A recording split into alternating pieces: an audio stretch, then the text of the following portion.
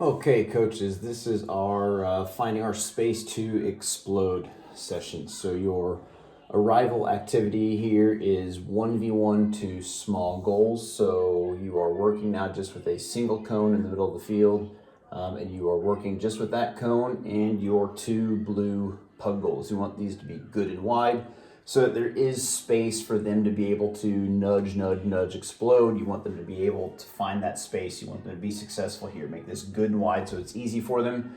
And then once they get past that defender, we do want them to try to shoot instead of dribbling it all the way to that goal. So again, this is your arrival activity. This is what you are doing in that 5, 10 to 15 minutes when your players get there before your practice time starts. So again, if your practice starts at 5 o'clock, you go into the rest of your session. If your practice starts at 6 or at 6:15, once you hit that time, you go into the rest of your session.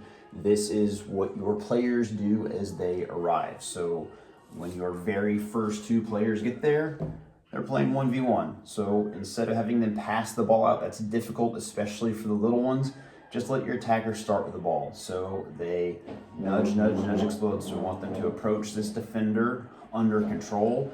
As that defender starts to get close and close in, we want them to explode away and then try to shoot. It doesn't matter which goal they go to, but we want them to try to explode to space away from that defender and then shoot. After each repetition, they will trade lines. As more players come in, you just add them to the lines. So this is a follow-up to the explode session that we've just done. So all this should be review, all this should be familiar. We are building upon it. So common and reviewed language: nudge, nudge, nudge, explode. Once you are done, or once you've gotten to your, the start of your practice, all you're doing is you're picking up this pug goal,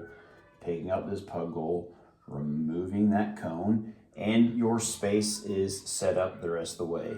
You need 8 cones for this side, 8 cones for this side, and your whole space is set up for the rest of the practice. So touchdown soccer needs very little explanation because we are in Texas, and this is something that your kids will understand easily. So in order to score a goal, you cannot shoot. You must dribble the ball into the end zone. So the Reds must dribble the ball anywhere into this whole big end zone.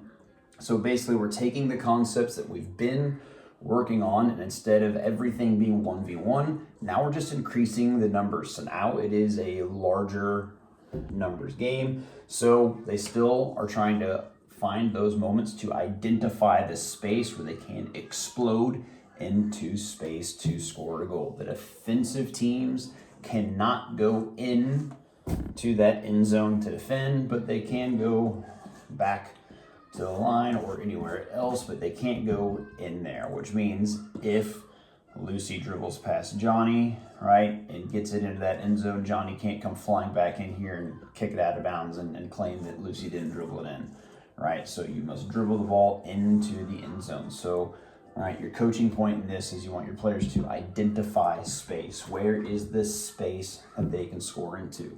So once you've got this game moving, keep score. All right, always make sure that it's competitive. Always make sure that it's fun. That's how you can drive the competition. That's how you can drive fun. Make sure that we've got team names on both sides here. We've got the strawberries against the blueberries. It's perfect.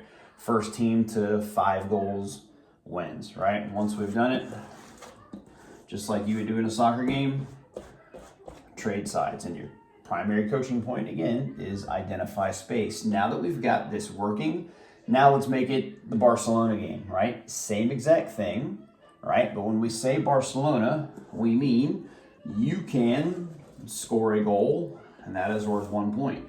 You can play a pass and score a goal, and that is worth 1 point. But you can play 2 passes and score a goal, and it's worth 2. You can play 35 passes and score a goal, and it's worth 35. So it just introduces a little bit more risk reward, a little bit more decision making. Your goals are worth however many passes you completed before it.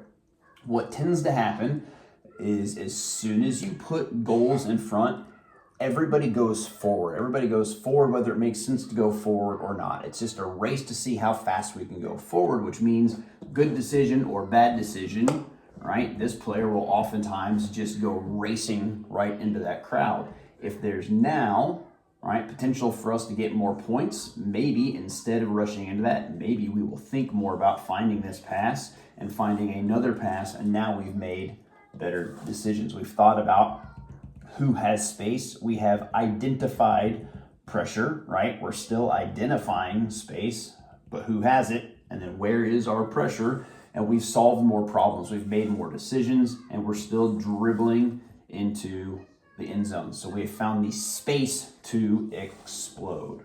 Okay, so again, team names, keep score. Once we have all of that working, right, we're identifying the space, who has it, we're identifying pressure. Now we switch this to post guard touchdowns, right? So simply all we're gonna do is we're just going to, oops, I forgot my marker. We're gonna take these cones and we're going to just move them slightly, right? We're gonna take these cones and move them over here. Those ones are actually pretty close. We're gonna take these cones, slide them down a little, take these cones, slide them down a little. Now we have 4 places that we can score, but you are no longer allowed to score in this gap in the middle. Now the game is exactly the same, only we're scoring in the corners now instead of the middle. So the spaces where we can score, right, it basically becomes Fanino, right? The spaces where we can score, we have to search a little bit harder for them. We have to be a little bit more creative, a little bit more thoughtful. So we go right back to just regular touchdown soccer, only with those 4 quarters. So initially, Barcelona is not there, right? We're just trying to dribble in. But now what we have to recognize is if we start attacking this space, these defenders are more than likely going to collapse, right, on that side. So we have to start being creative about how do we get that ball off to the other side. And there's also going to be lots of situations where we get this ball in the middle of these goals, and then where do we go? It's not easy or immediate, obvious that we can go to one side or the other. So what happens if we don't always play forward, right? We're going to start to have opportunities now where it's going to look like this, right? And we can't get that ball to either of these players. So the solution is going to be to come backwards. And if we play backwards, how are these defenders going to react? If we play backwards, these defenders are going to come out, all right? And if they come out, what does that mean for us? If they come out, it opens up again this space in behind us. And this will be an opportunity where you guys, as the coaches, can freeze this moment and can say, okay, what happens if you move here and if you drop back? What choices does it give us? Perfect. You can play this ball backwards. All right, 3, 2, 1, play, and let these guys come. Okay, good, freeze again. Perfect. Now that they've come, really, they won't run there. They'll run towards the ball. Now that we've come there, what option do you have? Perfect. We can pass this ball here. Go ahead and pass the ball there. These guys are still frozen. Go ahead and pass the ball there. What options do you have now? Perfect. You can run at that goal. 3, 2, 1, play. These guys will start to chase. They'll start to come here. Freeze. Perfect. What choice do we have now? We can try to dribble them one-on-one. What else could we do? We could play the ball there. Good. Go ahead and play the ball there. Perfect. Now that we have the ball there, what options do we have? Okay. 3, 2, 1, play. You can start to cheat a little bit and build these things in, but that's how you start to just slowly paint these pictures. So arrival activity, 1v1 to small goals, nudge, nudge, nudge, explode. Try to encourage them to shoot. It's important when we do these things that you encourage them to try to do what we are trying to teach them, right? We'd rather they try to do what we're trying to teach them and fail than just shoot from back here and score goals without even trying it, right? We'd rather they try to do what we're trying to teach them and fail than be successful not even trying. Touchdown soccer, at first they can just dribble in, but you're trying to get them to identify space, then make it the Barcelona game. Your goals are worth however many passes you've played, but who has the space, and identify the pressure. Where is the pressure? Once we go to the postcards, okay, what happens if we don't always play forward? And again, once we have that game moving and flying, then make that the Barcelona game. Okay, it's the same exact thing, but however many passes we play now, that is how many points our goals are worth. And especially, I mean, you can do this all the way through, but especially by the time you get to this postcard game, this is where you are pausing and freezing the game and building in moments. And definitely don't be afraid to cheat where you freeze the defenders, let the attackers move to a smarter area, let them play this pass, identify what their next options are, okay?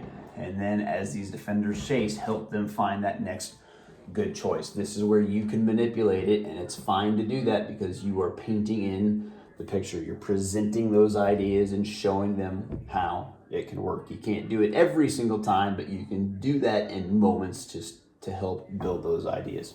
Have a good time.